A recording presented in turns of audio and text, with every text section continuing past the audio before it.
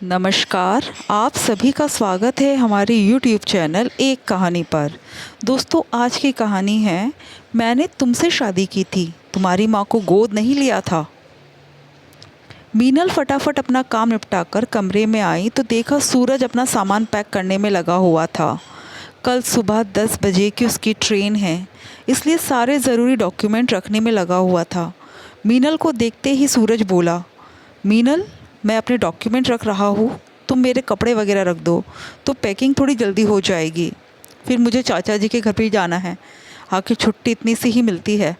अब इतने से दिनों में जितने ज़्यादा लोगों से मिल लूँ उतना अच्छा है, किसी को शिकायत नहीं होगी, नहीं तो बेवजह माँ को ताने सुनाएंगे कि बेटा आया भी था और मिला भी नहीं।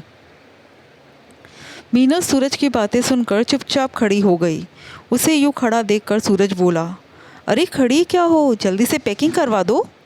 तभी मीनल बोल पड़ी, सूरज प्लीज़ मुझे भी तुम्हारे साथ चलना है, यहाँ मेरा मन नहीं लगता, अब तो इतने साल हो गए, प्लीज़ मुझे भी ले चलो ना। मीनल लगभग गड़गड़ाते हुए बोली। उसकी बात सुनकर सूरज बोला, मीनल क्या बच्चों जैसी बातें कर रही हो तुम इस घर की बहू हो, माँ की सेवा, घर की सारी जिम्मेदारी आखिर तुम्हें ही तो निभानी है। तुम यहाँ की जिम्मेदारी निभाती हो तभी तो मैं वहाँ चैन से रह पाता हूँ, कमा पाता हूँ, पर तुम हर बार बस ये ज़िद पकड़ कर बैठ जाती हो। सूरज अपना सामान रखते हुए अपनी ही धुन में बोले जा रहा था। उसकी बात सुनकर मीनल बोली, सूरज हमारी शादी को 5 साल हो चुके हैं। जब शादी होकर आई थी तो एक कुंवारी ननद और देवर की पढ़ाई और शादी की जिम्मेदारी थी, पर अब उन सबकी शादी हो चुकी, देवर नौकरी पर लग चुका, घर में देवरानी मधु भी आ चुकी, अब तो माँ भी अकेली नहीं है, अब तो ले चलो। अरे कैसी बातें कर रही हो तुम, माना कि दोनों की शादी हो चुकी है, लेकिन अभी शादियों के कर्जे तो सिर पर है, वो भी तो चुकाना है, और वो भी तभी चुका पाऊँगा जब मैं बाहर आराम से कमा पाऊँगा। सूरज ने अपनी बात रखी, पर मीनल शायद इस बार सुनने को तैयार नहीं थी। वो फिर बोली, सबकी जिम्मेदारी निभाते निभाते मेरी जिम्मेदारी कब निभाओगे? और साथ रहकर भी तो कमाया जा सकता है।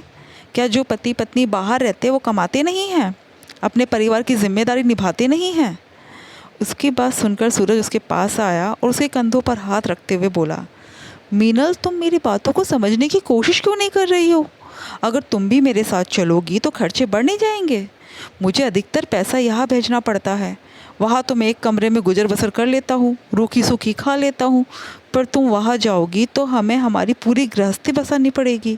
कितने पैसे खर्च हो जाएंगे, भला कैसे हो पाएगा? सूरज ने समझाया तो मीनल बोली, मैं कम से कम गुजर बसर कर लूँगी, चाहो तो मैं जॉब भी कर लूँगी, हम दोनों मिलजुल कर कमा लेंगे, पर सूरज प्लीज़ मुझे अपने साथ ले चलो। बस करो मीनल, क्यों नहीं समझना चाह रही हो तुम?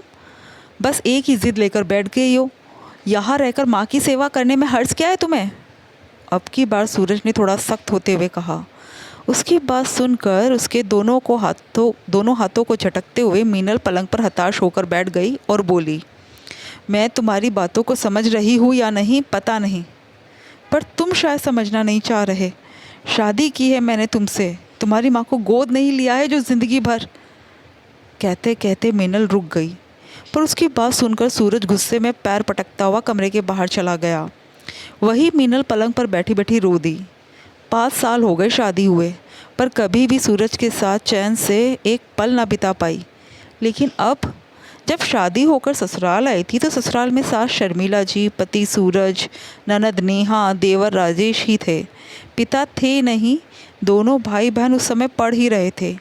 अकेले सूरज पर घर की पूरी जिम्मेदारी थी, इसलिए वो बाहर रहकर जॉब करता था। शुरुआत में जब उसने अपने साथ मीनल को ले जाना चाहा तो शर्मिला जी ने मना कर दिया। बेटा पहले घर की जिम्मेदारियों को निभा, दोनों भाई बहन तेरी जिम्मेदारी है, इस घर के खर्च, उनकी पढ़ाई तेरी जिम्मेदारी है, ऊपर से अभी तो तेरी शादी का कर्जा भी हो गया। अभी से अगर बहू को अपने साथ ले जाएगा तो भला यहाँ क्या खर्च कर पाएगा? और वैसे भी कुछ दिन बहू को मेरी सेवा भी कर लेने दे, उसके बाद तो तुम दोनों को पूरी ज़िंदगी साथ रहना है। माँ की बात मानकर सूरज मीनल को यही छोड़ गया। हालांकि उसकी जॉब अच्छी थी, अच्छी सैलरी भी थी, पर जिम्मेदारियों के चलते अब वो मीनल को साथ लेकर नहीं जाता। साल भर में एक बार आता था, वो भी कुछ दिनों के लिए। उसमें भी कभी इस रिश्तेदार से मिलने जाना है तो कभी उस रिश्तेदार से, कभी कोई गवर्नमेंट डॉक्यूमेंट तैयार करवाने जाना है। दिन भर अपने परिवार के साथ समय व्यतीत हो जाता। इधर मीनल घर के कामों में लगी रह जाती। जब भी सूरज घर आता तो वो दिन तो परिवार के लिए त्यौहार जैसा होता था। सब नई नई फरमाइशें शुरू कर देते। मीनल बस उन फरमाइशों को पूरी करने में लग जाती। सूरज के साथ तो रात में कुछ पल ही उसके होते थे। उसमें भी वो दोनों इतना थक चुके होते थे कि बिस्तर पर पड़ते ही उन्हें नींद आ जाती थी। इसी कारण आज तक मीनल माँ भी नहीं बन पाई। लेकिन अब शादी के 5 साल बाद हर कोई उसे माँ ना बनने के लिए ताने मारने लगा था। 8 महीने पहले देवरानी के आने के बाद तो स्थिति और भी बदतर हो चुकी थी। उसकी स्थिति तो घर में काम करने वाली नौकरानी जैसी ही हो चुकी थी। दुख तो इस बात का था कि सास शर्मिला जी भी पीछे नहीं रहती। घर का सारा काम भी करवाती, साथ ही साथ ताने की बौछार भी करती। उनके ये ताने दिल को छलनी कर जाते, पर ये भी नहीं सोचती कि उन्होंने बच्चों को कब साथ रहने दिया। मीनल ने 1-2 बार सूरज से कहा भी, पर सूरज की आंखों पर तो अपनी माँ के विश्वास की पट्टी बंधी हुई थी। वो तो मानने को ही तैयार नहीं होता कि माँ ऐसी बातें भी बोल सकती है। खैर, इधर सूरज तो चाचा जी के घर चला गया और मीनल अपने आंसू पोंछकर रसोई में पानी के 2 जग भर कर, एक जग तो शर्मिला जी के कमरे में रखाई और दूसरा जग अपने कमरे में लेकर आ गई और चुपचाप सूरज का सामान पैक कर दिया और बिस्तर पर लेट गई। आखिर सुबह जल्दी भी तो उठना होता है। देवरानी से तो कोई उम्मीद भी नहीं थी। रात को 11 बजे तक सूरज घर लौटा।